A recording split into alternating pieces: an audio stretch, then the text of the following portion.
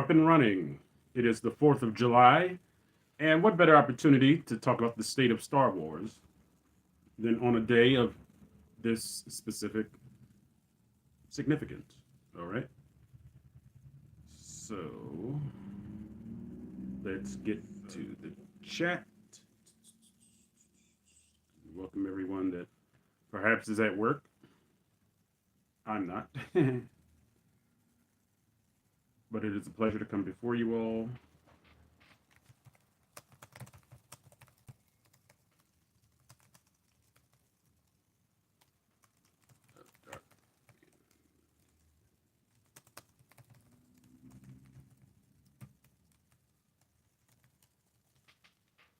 All right.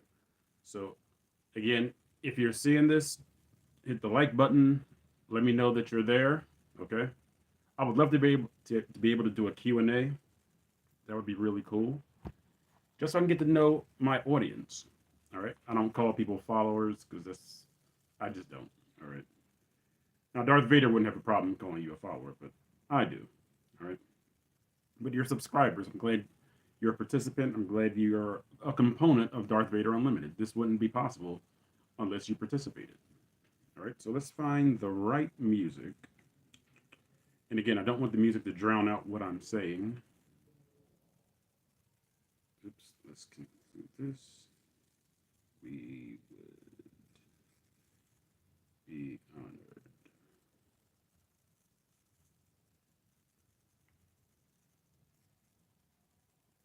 Just putting something up on the community tab.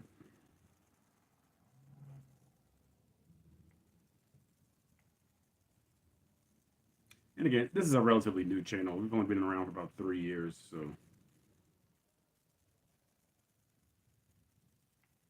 there we go. But again, Star Wars is something that I have always loved. It's something I've basically grown up on. I mean, before I realized it, I was like a Star Wars fan. I mean, that might sound really corny, but that's the truth. I was just suddenly a Star Wars fan. I was going to see Return of the Jedi. I knew exactly who Luke was, Lando, Leia, Chewie, Han, C-3PO, R2. I knew Han was in a block of carbonite, even though I don't remember watching Empire Strikes Back in the theaters. Now, they said I was in the theaters, my older siblings and my parents, and they said I had to go to the bathroom like every 5 minutes, so they didn't really enjoy the movie either. But yeah, it does kind of suck bringing kids to movies, just to be honest. And I'm speaking from experience because I was once one of those kids that annoy people. All right. All right. So, what soundtrack should we do? Let me see.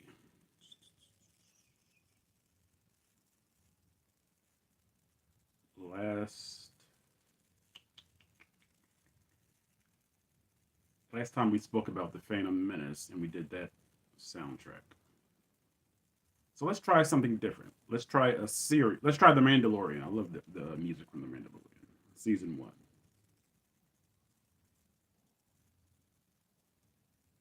Season 1 soundtrack. All right, and again, I'm trying to make the music so it's not too loud. Okay. Oh, 70 videos. Yeesh. Wait a minute, turn off notifications so I won't hear any annoying sounds other than the sound of my own voice. Play all. This is where YouTube Premium probably comes in. I wouldn't have to worry about these unwanted ads.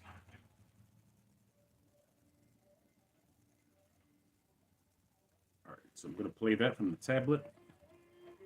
Hopefully it's heard and hopefully it's not too loud.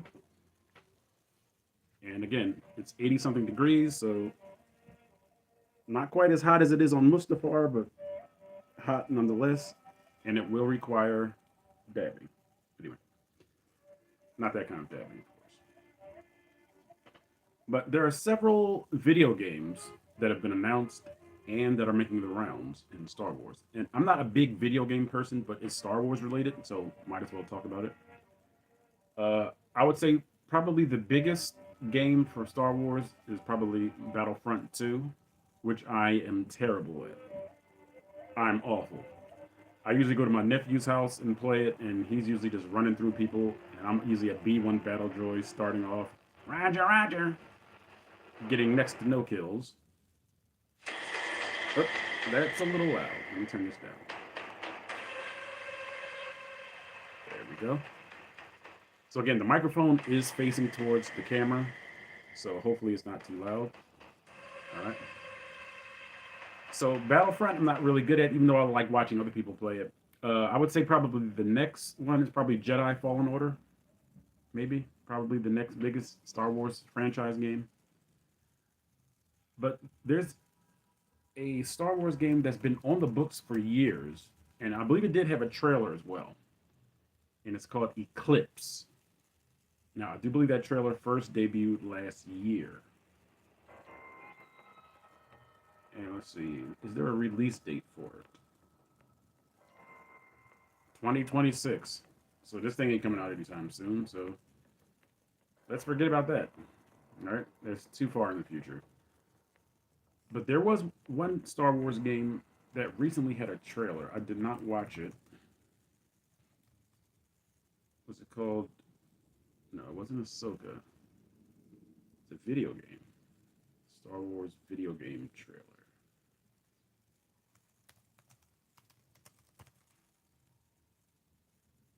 Outlaws. That's what it was called. Star Wars Outlaws.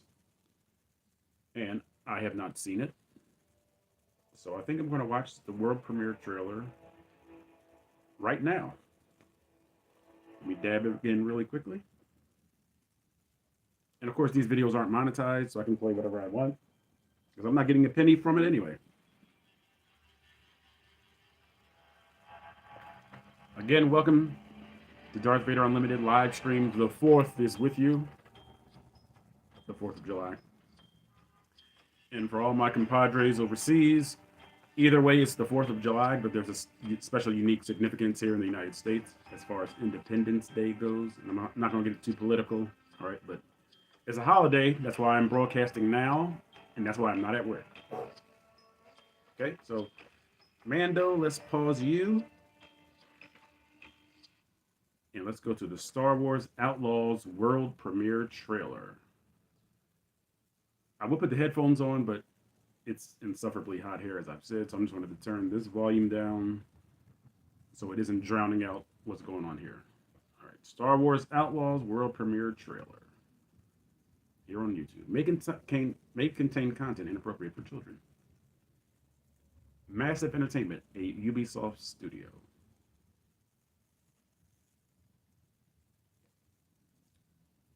Oh, had it muted. Oh.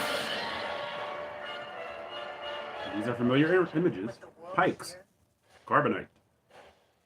Jabba the Hutt. Was that Jabba or just a Hutt? Like a Celestial. Kylo Ren? I'm sorry, I'm saying a whole bunch of things at once. Good morning. I want to survive. Playing Survive. I have to play their game. That's not Dr. Afra. But... Looks like I'm all in.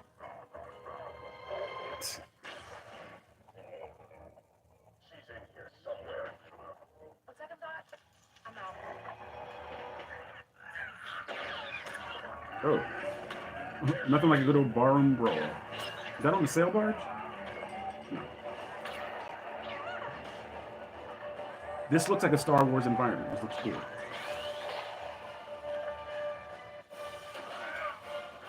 The only problem is they advertise video games with cinematics that you know isn't going to be a part of the gameplay. That's the only thing I know. And now, I just need a chance to finally be free. I think this is Wherever Empire. that takes me.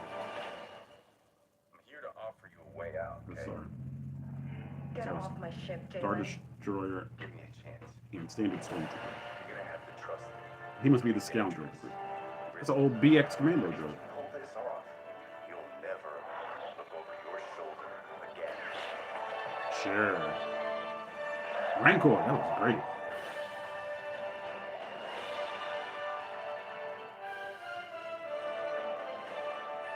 The underworld shows no mercy. Pikes. Maybe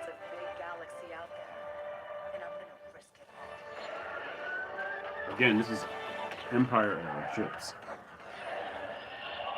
It looks a little bit like the car from the neutrinos from Teenage Star Mutant Wars Ninja Turtles. Outlaws coming 2024. So this comes out next year. All right, I think it's a pretty good trailer.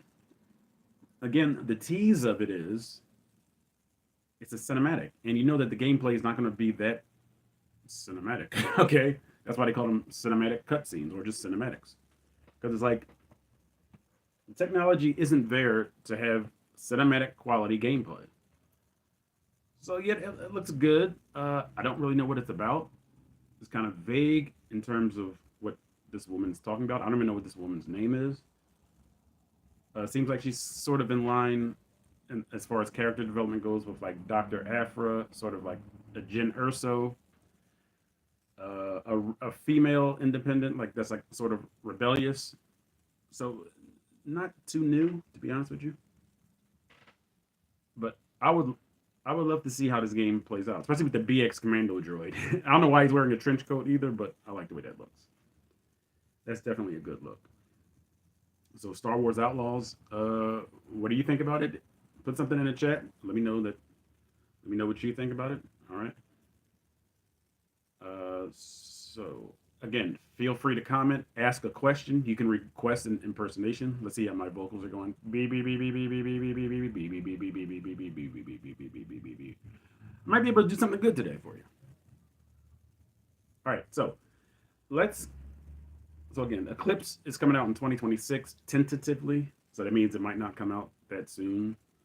And Star Wars Outlaws comes out next year. All right. So let's go to the season premiere of Ahsoka.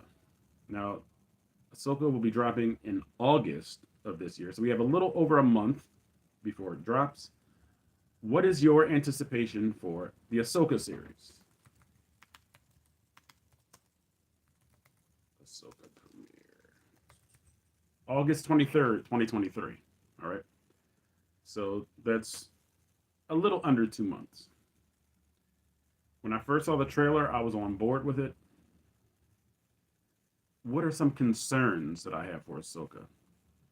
The first major concern, and I'm just going to be blunt, I'm going to be honest here. The first major concern I have is undoing Heir to the Empire. That's my ultimate concern. It's not a really, really passionate concern because I have the books. So if the series stinks, I'm a little blunt when it comes to Star Wars because I love good Star Wars. I despise bad Star Wars. You know what I mean? But I have the books, so if the series is sort of blasphemous, I can just turn off the TV and put the book on. And I don't have an ebook, but I can just read the books. I've read the books multiple times. Heir to the Empire, Dark Force Rising, and The Last Command. The books are in the spirit of George Lucas's original trilogy. A lot of alien characters, a lot of different environments, Star Wars specific technology. There's something called the Sparti or Sparti cloning cylinders before the clones were made on Camino. But in the books, they had these cloning cylinders, and I don't know if there are any pictures of them, but that's where the clones came from. All right. A lot of different characters. The books are just so adventurous because remember, when you're reading, your imagination has to take over to keep you engaged in what the book is saying. All right. So you're kind of cheated of your imagination a little bit when you're watching a series or animated project or a movie or a cinematic because everything is thrust at you. There's nothing really to interpret except the images on screen. When you're reading, you have to interpret everything that you see. All right. So again, welcome to Darth Vader Unlimited. Please hit the like button, or even better, interact. I would greatly appreciate it. And I know it's the middle of the day. I know it's last second. So, but I would definitely like for these live broadcasts to produce fruit, to produce some kind of interaction to let me know that you guys appreciate them. And to sort of just give me sort of a here and now feel on what you guys think about the channel. Like, what improvements would you like to see as far as Darth Vader Unlimited goes? As far as content goes, I'm open. I'm not married to anything on this channel so far. It's still a fluid process. I'm still trying to get the kinks out. As you can see, these are very raw live transmissions. All I have is a green screen behind me. I don't have any kind of software that I'm doing the live transmissions through. But for me, it's fun. So that's all I have to go on right now. It's fun right now. So again, please interact, ask a question, chat, interact. You are welcome. Okay. So Ahsoka, as I said, my primary concern for Ahsoka is undoing the original Heir to the Empire story. And the fact that she mentioned Heir to the Empire in the trailer, there are going to be alterations. Will they be as good? Only time will tell. Only the series will tell. I see that this is kind of picking up from where Star Wars Rebels left off, and I already explained where we are as far as Rebels goes in a previous live transmission. It was a very convoluted explanation because it dealt with the Clone Wars, it dealt with Star Wars Rebels. Specifically in the Clone Wars, it deals with the Mortis arc as to why Ahsoka is even in the land of the living right now. All right. But I love the way Rosario Dawson looks as Ahsoka. I've heard people say, well, her Leku, those head tails, should be longer. That works in animation. I don't think it works in live action because they look very heavy, even in animation. And I'm pretty sure Rosario Dawson isn't trying to have like the equivalent of a person hanging on her neck the entire series. So I don't mind them making an alteration for live action because what works in animation won't necessarily work in live action. What works in live action might not necessarily work in animation. All right. Ahsoka looks good. Rosario Dawson looks good as Ahsoka. Hera Syndulla, I didn't really see too much of her. But, and I don't know who's... Let me look at the cast. There we go. That would help. Ahsoka cast list. And, of course, rest in peace to Ray Stevenson, who tragically passed. Okay. But Hera Syndulla is played by Mary Elizabeth Winstead, rather than Vanessa Marshall, who voiced Hera Syndulla for the entire Rebel series. Ezra Bridger, Iman Esfani. All right. He will be playing young Ezra, okay, who was... He and Kanan Jarrus were sort of the stars of Rebels. They were the ones that were exploring the Force. But the leader of this Phoenix Squadron was Hera Syndulla. All right, she was the leader. She was the boss. Among them was Sabine Wren, who's played by Natasha Liu Bordizzo. I hope I'm pronouncing that correctly. And for some reason, I see Hayden Christensen as Anakin Skywalker on the cast list. And I might be late, you know. But I usually don't watch a whole bunch of news because they usually have giveaways. Like, that's a giveaway. Anakin Skywalker, like, how could he possibly be in the series? The late Ray Stevenson was playing somebody called Balon Skull. All right. And the biggest casting piece, Lars Mikkelsen, who voiced Grand Admiral Thrawn, will be playing him in live action. And that's kind of cool. I don't think Corey Burton played live action Cad Bane, but he did voice live action Cad Bane. So I think people really just wanted the same voice for Grand Admiral Thrawn. I don't know how Lars Mikkelsen will look with the makeup on, but only time will tell. All right. So to give sort of a brief breakdown, they are still searching for Ezra Bridger. That's part of what we saw in the trailer. We saw a hologram of Ezra. I think Sabine was looking at it. So we know Chopper is in it. Will Zeb Orrelios, voiced by Steve Blum, or Steve Bloom, make an appearance? We saw Zeb in The Mandalorian Season 3, which was not the best season of The Mandalorian. But we saw him. We know he's around. All right. I want to see if there are any more cast members. There's someone called Shin Hati. Interesting name. Played by Ivana Sakno. Morgan Elsbeth from The Mandalorian Season 2, Episode 5, The Jedi. She's the one that had the Beskar spear that had a duel with Ahsoka Tano. And you can tell Ahsoka Tano wasn't really, she wasn't, using Force objects to hit her in the back of her head and just stab her with a lightsaber. But she was sort of messing around with... Okay, now this is a great piece of news. David Tennant will be reprising his role as the droid Huyang. And that harkens back to the Clone Wars, okay? But Huyang was a droid, and he was supervising a group of Jedi hopefuls I think we saw, was Gunji? I think Gunji was a part of that. Because they went to go get their lightsaber crystals. I'm going to stay away from that because I might be blending different episodes together. All right. But David Tennant is going to be voicing Hu Yang again, and that's great. Genevieve O'Reilly will be reprising her role as Mon Mothma. We saw Genevieve O'Reilly in a deleted scene of Revenge of the Sith, I believe it was. We saw her in Andor. She did great as Mon Mothma. I believe she also voiced Mon Mothma in the Rebels series. So we'll be seeing her again for this series for Ahsoka. There's another gentleman here called Wes Chatham. He looks a lot like Finn Balor from WWE to me. And that's the wrap up of the cast.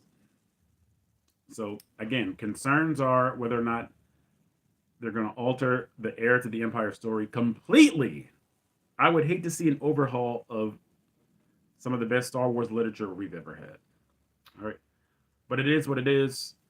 This is not the same Star Wars that we've had. This is Disney Star Wars. Okay. So I always make that distinction. This is Disney Star Wars. All right. So again, welcome to Darth Vader Unlimited, the live stream for the 4th of July. The 4th is with you. All right. If you have a question, feel free to ask me whatever you want to ask. All right. I have on a Darth Vader t-shirt. These letters might be Arabic. I don't know Arabic, so hopefully he doesn't say the wearer of this shirt is an absolute moron. I doubt it says that, but yes, ask me whatever you need to. You can ask me to do a request, to do any line of dialogue from Darth Vader. And I also do a little bit of the Emperor. I believe that Ian McDermott is the Emperor's voice. Okay, Sam Witwer does a good job as well, but I'd rather have Ian. All right. But let's see. If I could give a brief line as the Emperor or as Supreme Chancellor Palpatine, what would it be? Of course, everybody says, "Do it." Okay. And of course, there's a line, "I am the Senate." Not my best impersonation, but I'll do my best if you ask, okay? So again, please feel free to chat. Leave a like. Here, I'm just going to hit like myself. Kind of cheap because I'm liking it. But hey, I do like my stuff. But yes, please feel free. 2 likes. That means somebody did like the video. Thank you, whoever liked it. And let's see, we spoke about the video games that are coming up. We spoke about Ahsoka, which has a lot to do with the Heir to the Empire, as I kind of broke down. So I guess we can just hang out. And I guess at the 30-minute mark, I'll do sort of a deep dive. It's kind of like how I do. But you know what? Instead of a movie, we're going to talk about the first season of The Mandalorian. All right? So we're going to do that at the 30-minute mark. So we have about 7 or 8 minutes to just chill. I'll be more than happy to answer you guys' questions or just to respond to whatever you want to put up. We can talk about anything. Anything Star Wars related, I'll be more than happy to chat with you.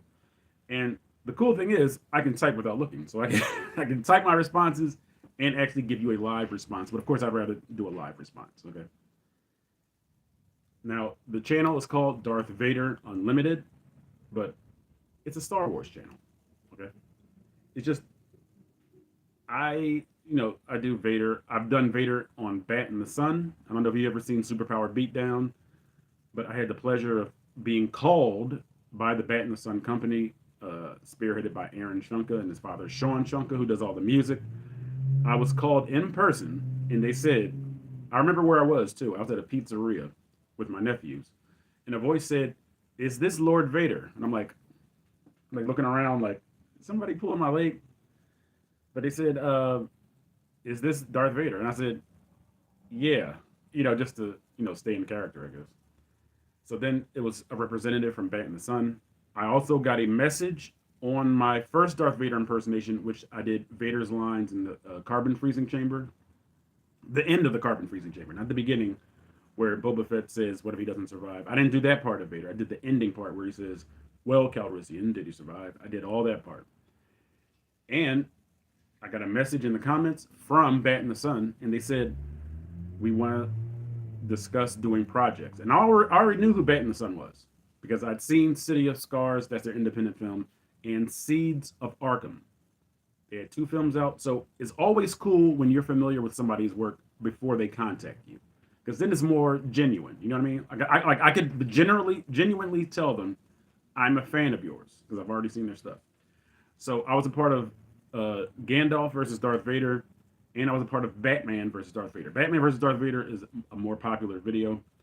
Um, in both iterations, the original, and I voiced Vader for the alternate scene, and we know what happens in the alternate scene. There was supposed to be an alternate ending to Gandalf versus Darth Vader. Okay, dab the sweat away because it's 80 plus degrees here in Philly. But there was originally supposed to be an alternate Gandalf versus Darth Vader. If you've seen the first one, Darth Vader wins. He, slashes Gandalf the Grey. But in the alternate, Gandalf the Grey was supposed to resurrect into Gandalf the White, and of course, Gandalf the White would destroy Darth Vader. All right. So I would still love to see that because of course I love Vader, but who doesn't love Gandalf? Played masterfully by Sir Ian McKellen. Right. So, and again, the most popular one I believe is Batman versus Darth Vader. Oops, sorry about that.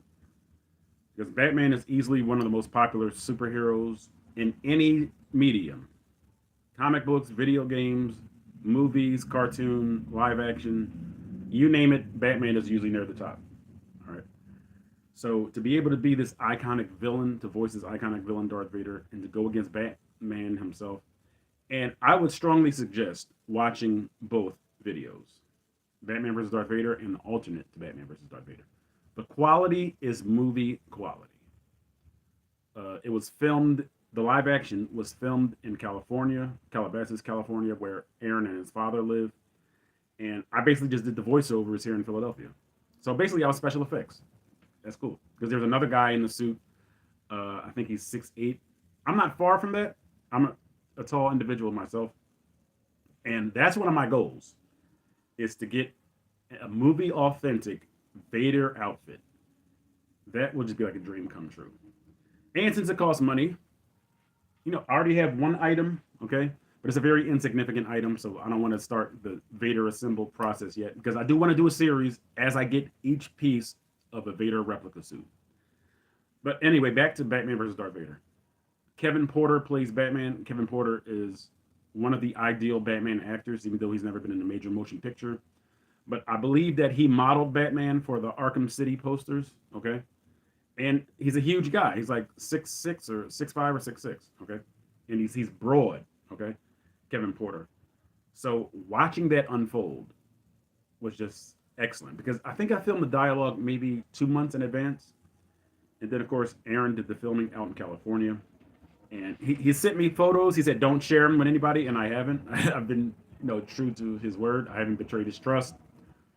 And I think it came out in 2014, and I loved watching that video. Not just because I took place in it, but because I just love seeing Vader in live action, and of course I love seeing Batman. All right. I'm trying to think if I've been a part of anything else that maybe you've seen. I think that might be it. Superpower Beatdown. All right. So we're approaching the 30-minute mark, and then I'm going to do the deep dive into The Mandalorian Season 1. Now, there are 3 seasons, so I'll cover Season 2 and Season 3 on a different live broadcast. But, yeah. So if you have a question, or if you're just watching, I see somebody did a thumbs up. I truly appreciate that. Feel free to ask any question. You can ask me when I first started doing Vader. I remember the story. I remember when I first did any kind of Darth Vader thing, anything remotely associated with Star Wars or James Earl Jones, okay? So I'll be more than happy to answer you guys' questions, all right?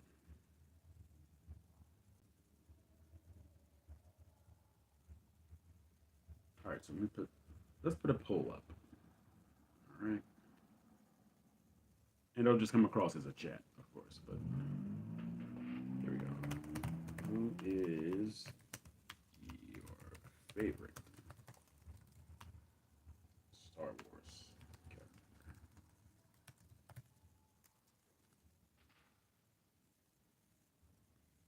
All right. So if you're like working and you can't really like chat. If you get a few seconds to type your answers or your questions, I'll be more than happy to answer. All right. Or just talk about who my favorite characters are. I wonder who my favorite character might be. Okay. All right. So we're at the 30-minute mark. So we're halfway done. Again, I don't like these to go too long, mainly because a lot of people don't interact. But hopefully the channel will grow and will soon spread across the galaxy. So let's talk about it. The Mandalorian Season 1. It premiered in 2019. Around the same time, Rise of Skywalker came out. Not my favorite Star Wars movie, The Rise of Skywalker. But again, I'm not here to talk about The Rise of Skywalker. I'm here to talk about The Mandalorian Season 1. All right, so it premiered November 12th, 2019. So let's get the music back going. 8 episodes. The very first Disney Plus Disney Plus series on Disney Plus.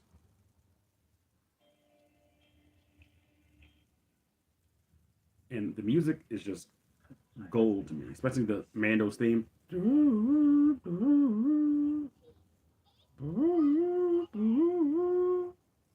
Sorry, it's an ad.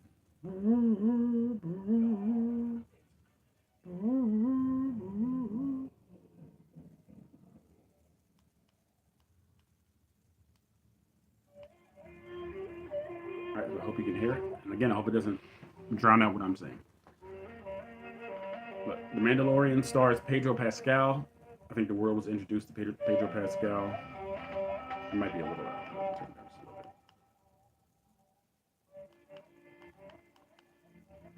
I think the world... son, you've arrived. How you doing, Luke Skywalker Unlimited? It's great that you can participate. All right. So, like I was saying, I was just doing a deep dive into The Mandalorian. But if you have any questions, please feel free to ask. All right. Or you cannot escape your destiny. You must face Darth Vader again. And then you say, I can't kill my own father. All right. All right. I hope that music's not too loud. Again, I don't want the music to drown out what I'm saying. It's a little loud. Okay. So, The Mandalorian Season 1 premiered November 12th, 2019.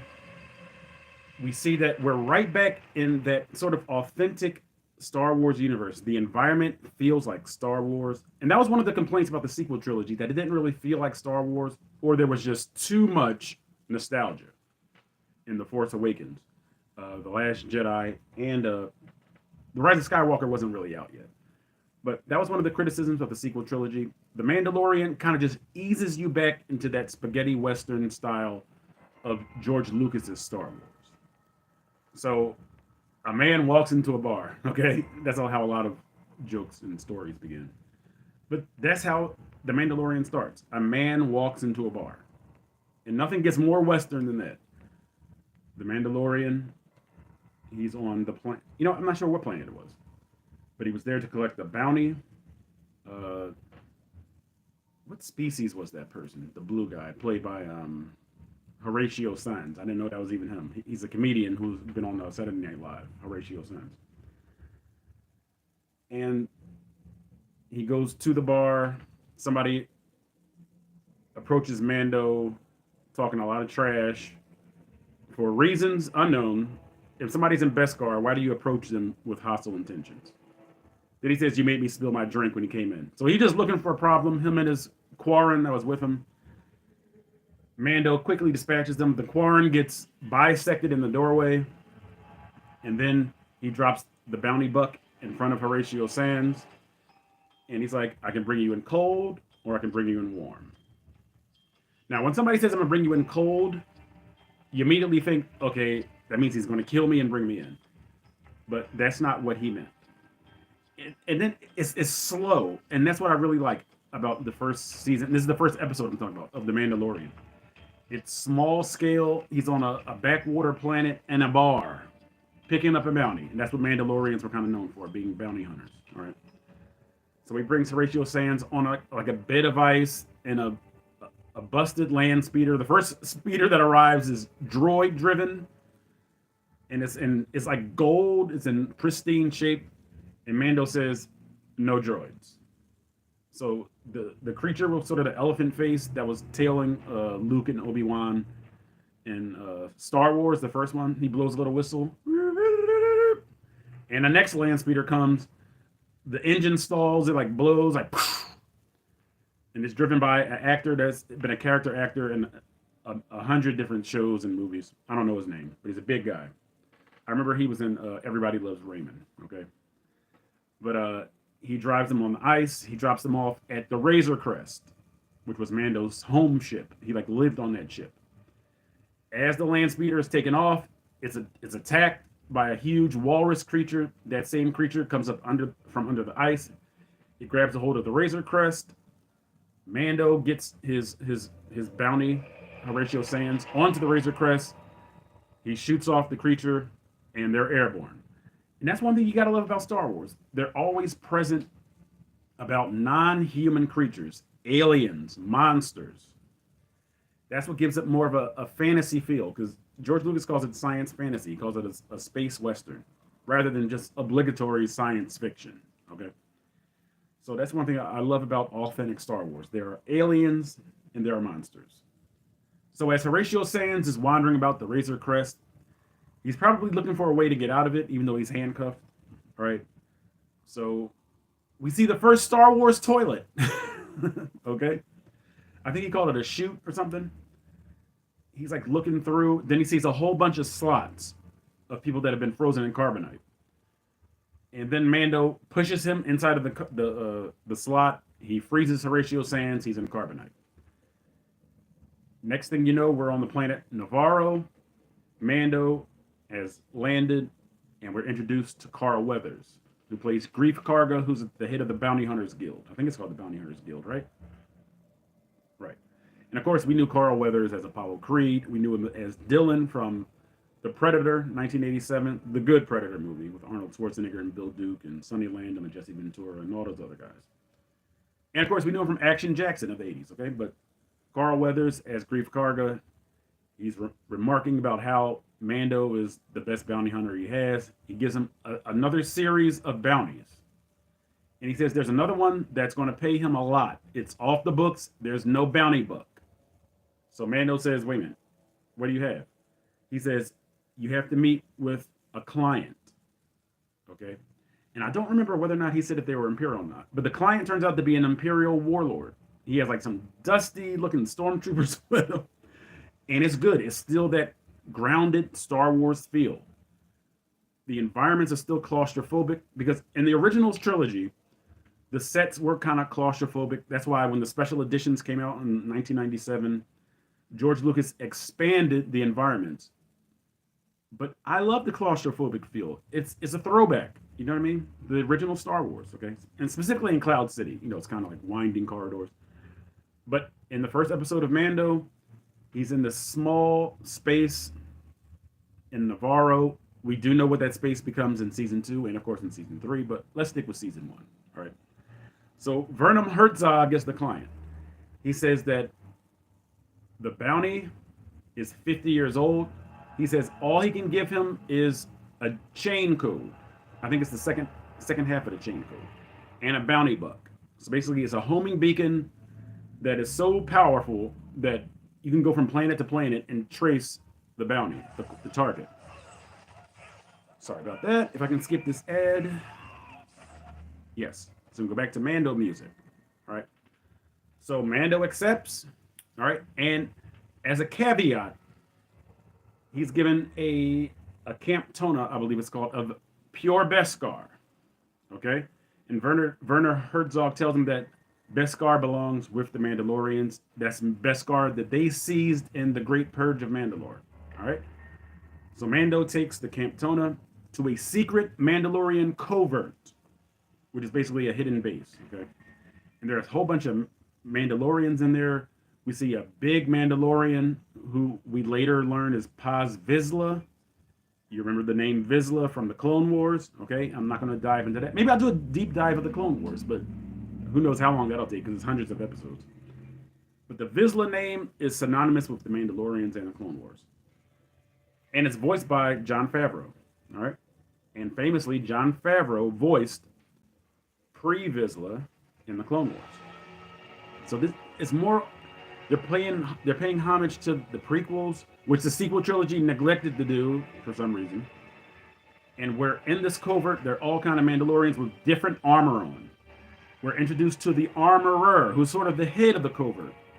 She has a different outfit on. Hers has like horns, almost like the Mandalorians that followed Darth Maul after Darth Maul defeated Pre Vizsla and obtained the darksaber. But there's a scuffle between Mando and Paz Vizsla. The armorer said, "Have you ever removed your helmet?" He says, "No." So then she kind of breaks the fight up because they're just letting them fight at first. None of the Mandalorians are jumping in. They both kind of have a standstill. They're holding vibro blades to each other's, vital organs. I think one has somebody to somebody's neck, and the other has one to like their lower extremities. So then he gives her the Beskar. She makes him a pauldron, I believe, which is basically shoulder armor. Because his armor is very rough. Okay, I don't think it had any Beskar in it originally. So he sets off to find his bounty. He goes to the planet. What was the name of the planet? My son, do you know the name of the planet where he found Grogu? Let me just look that up real fast.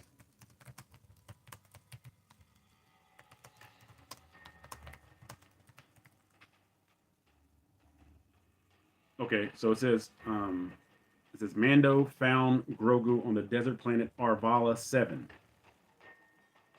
Okay, I didn't know that. I don't think they mentioned that in the series, but okay.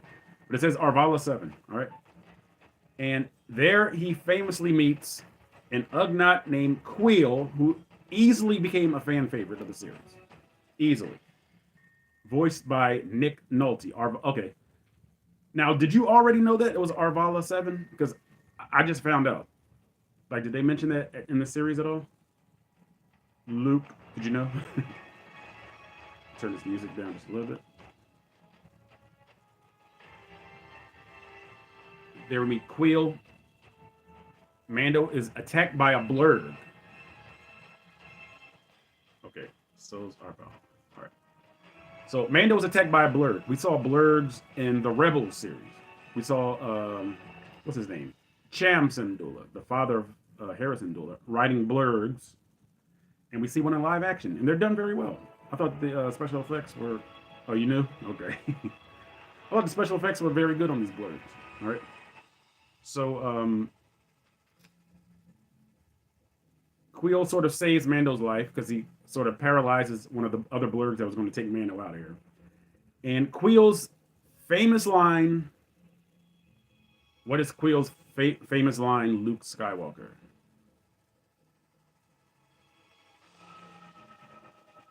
What did Queel always say?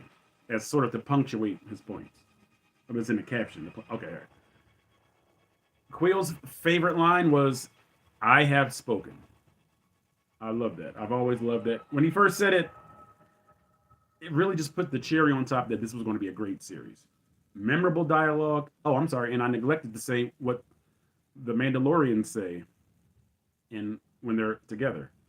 Usually the armorer or somebody else will say, "This is the way." And then everybody else in unison says, "This is the way."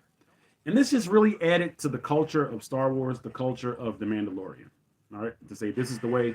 And Queel, the Ugnaught, famously always said, "I have spoken," when it's like there's nothing else to talk about. I have spoken. All right. And he basically tells Mando, you have to learn how to ride a blurg to get where this bounty is. Because remember, all Queel wants, you should know, Luke. But "I have spoken" is what, I know. I know you're just kidding. But Queel says he just wants peace in his valley on Arvala. Okay, because Queel retired. He done his service. He won his freedom. He just wanted peace in the valley. So the Nikto that were holding Grogu, and again, we don't know why Grogu is on Arvala in the first place.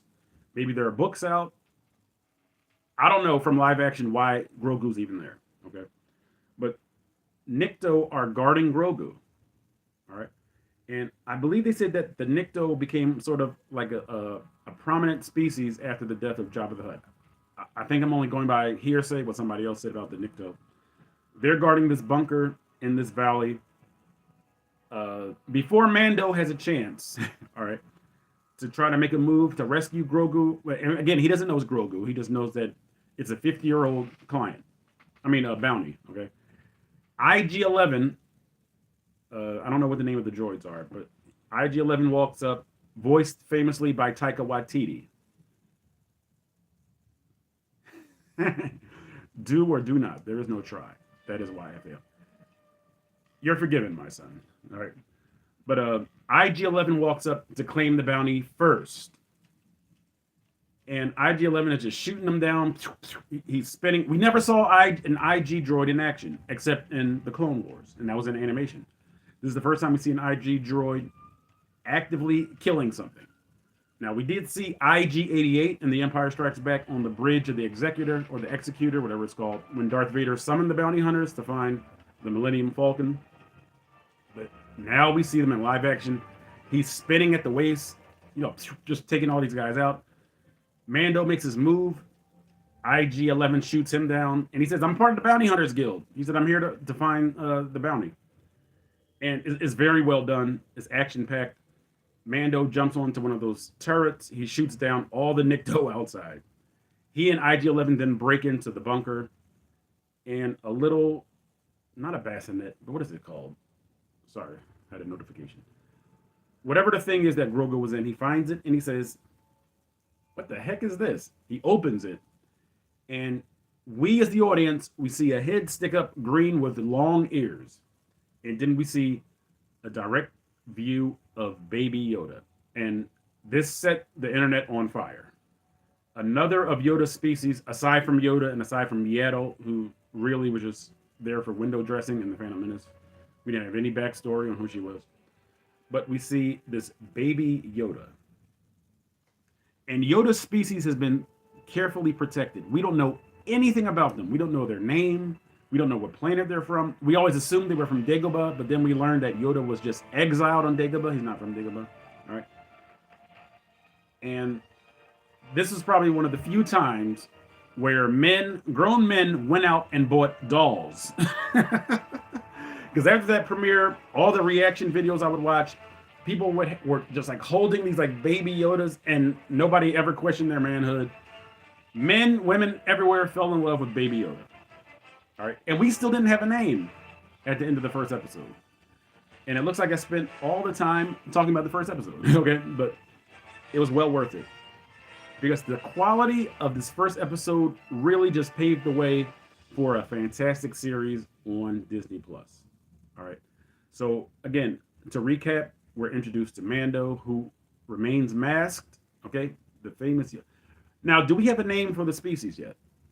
Again, I don't know. Maybe it was captioned. Did it say Baby Argablugabah or whatever he's called? But from what I know, we don't have a name. And pardon me for dabbing, but it's 80 plus degrees here in Philadelphia. So again, I don't want to be drenched in sweat. But we're introduced to Mando. We're introduced to Werner Herzog as the client. I don't think he's ever given a name. We're introduced to Grief Karga. We're introduced to IG-11, voiced by Taika Waititi. But we do know Yoda species are right, exactly. And we learned that very soon, Luke. So let me just briefly go into episode 2. Episode 2 is called The Child. All right. And I have about 10 minutes. Maybe I'll go a little bit over in case my recap goes longer. But episode 2 is called The Child. We see Okay, right. And to end episode 1, IG-11 is told that he has to terminate the asset. So as he's doing this, off camera, he's shot dead, well, he's not really alive, as we learned. Right, no name. Right, this will not. Right. So, eventually, maybe we'll learn, but I hope it's done by somebody that's a close caretaker of Star Wars, like Dave Filoni or Jon Favreau. Because I could see them, Luke. I could really see them going to George Lucas now and saying, "Give us a name for Yoda species," and maybe they'll just have like a powwow or a brainstorm and talk about it. Okay. But I don't want like a name drop for Yoda species like in some book or some comic book. Yeah, I mean, I really want them to take care of Star Wars and Yoda species specifically. All right. Anyway, So at the end of the episode, he kills IG-11, and he hates droids anyway. Because remember, as I said earlier, when the speeder pulled up, he said no droids. So he shoots down IG-11. They have a little, I don't know what the name of that painting is, but it's a famous Renaissance. It's a classic painting of I think it's God about to touch Adam's finger. You know what painting I'm talking about? They're like this, and they kind of end the episode kind of doing that. Mando reaches out, and you see a little hand come up to sort of do the same thing. All right. So episode 2. Again, I'm not sure how much time I'm gonna have. Right? Please not. And you know what, Luke? I'm not sure how much of a problem I have with J.J. Abrams. Luke, I have a problem with Bob Iger, Bob Chapek, who were the CEOs of Disney, and Kathleen Kennedy. They have let Kathleen Kennedy run wild, to run roughshod over the lore of Star Wars. This includes, and I am veering a little bit, but I want to talk to you for a second, Luke, my son, okay? But they've let her put out the Obi-Wan Kenobi series, which is a direct breach of canon. Darth Vader had not seen Obi-Wan since Mustafar, and the next time he saw him was on the Death Star. Now, we know that Darth Vader was always looking for Obi-Wan Kenobi, but for them to have 2 fights, that was just blasphemous to me. They had the first fight on the one planet where Vader was like dragging him through the fire, and the season finale where he lost Obi-Wan again. Really? Like, come on, Kathleen. But they have really just let Kathleen Kennedy run roughshod over Star Wars. All right. But exactly. Please talk to George Lucas about the Yoda species, Dave Filoni, and Jon Favreau. I'm saying that like they're going to watch the stream, Luke. But quickly, to go into the child deals with Mando returning the child, that's why it's called the child, to his ship. So he's still on Arvala 7. Other bounty hunters are chasing after him because they have the same bounty, the same, what's that called? I forgot the name of that little device. It'll probably come to me after the stream is over. But a whole bunch of them were given those little things to find this Baby Yoda for this client. So Mando has to kill off these guys. We see him disintegrating some of the other mercenaries that are trying to get Baby Yoda. And one thing that I love about the child, I think the first 10 minutes, there's no dialogue. There is 0 dialogue in like the first 10 minutes. It's directed by Rick Famuyiwa. It's awesome. The visuals, him coming over the horizon with Grogu. Now, we knew him as Grogu after season 2, but we didn't know him as Grogu. We only knew him as Baby Yoda. George Lucas is so talented, he made Darth Vader 40 years ago only with smoke and old music. Exactly. As soon as he steps into frame in Star Wars 1977, I don't call it A New Hope, but I call it A New Hope just as a point of reference, because when it was released in theaters, it was called Star Wars. A New Hope wasn't added until 1980. Fun fact, okay? But yes, smoke and music. As soon as he steps into frame on the bridge of the Tantive 4, he changed movies forever, just with the appearance of Darth Vader. Okay, so I appreciate George Lucas. I haven't always liked all his story decisions, but that has nothing to do with the person. You know what I mean? Like, as much as I despise the decisions that Kathleen Kennedy and Bob Iger and Bob Chapek have made, I have nothing personally against the people. I have a problem with their story direction. I would never say I hate Kathleen Kennedy. To me, that's just ridiculous. All right. So again, the child begins with no dialogue. That's when you know that you've written something that's so good that you don't need to hear anybody talk. And we still haven't seen the face of our protagonist, the Mandalorian. We don't even know his name. People just call him Mando because he has on Mandalorian armor. So, agreed. Right. So, Mando was injured while he's trying to defend Baby Yoda, and Baby Yoda crawls out of his little bassinet, whatever it's called. I forgot the name of it. And he's reaching for him, and, to him, he's just a bounty, so he keeps putting him back in the little bassinet. He hops out again without him even seeing it. He puts him back again, and then he closes it. All right? And then Mando, when he makes it back to the Razor Crest has been ransacked by Jawas. Okay, that was a terrible Jawa impersonation. All right. But his ship is ransacked, it's stripped, and Mando is ready to go ham on the Jawas. We see a sand crawler like we saw in the first Star Wars. So again, a callback, but it's not unnecessary nostalgia. It's not like Finn being on the Millennium Falcon and accidentally turning on the hollow chessboard. That was unnecessary nostalgia. Seeing a sand crawler because there are Jawas there, that makes sense. That pushes the story forward. It doesn't make you stop and go, wait a minute, where do I see hollow chess before? Star Wars. No, that doesn't push the story forward. That's just nostalgia thrills, okay? So Mando has to go back to Quill, and he needs help to get his ship back.